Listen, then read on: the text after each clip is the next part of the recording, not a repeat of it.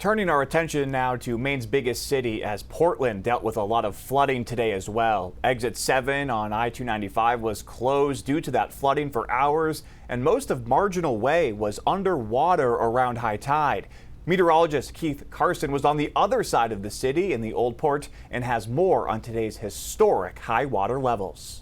Well, just around high tide here in the working waterfront here in Portland, and preliminary data, we're gonna have to go over that, but it looks like we did break the highest water level on record, surpassing two storms from 1978, over 14-foot water level, and that's from the mean low water level.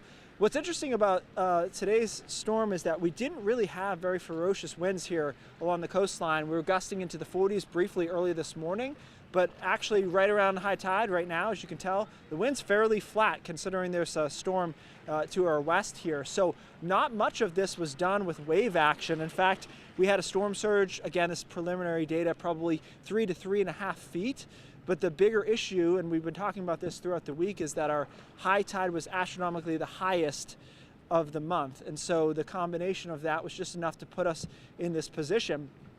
Talked to a couple fishermen here. One is in his 80s. He said this is the highest he's seen. That's pretty much what I've heard universally. So the data supports it, as well as people's interpretation of what's happened here on the waterfront. So if you think about this going forward, we did this with a storm that really wasn't super strong. I mean, the 980 millibar last night, not the biggest, deepest low with big, huge waves.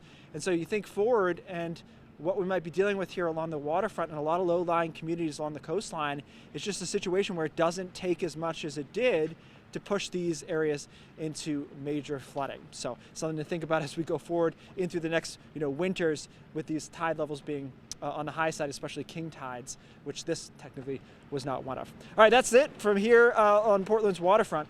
Back to you.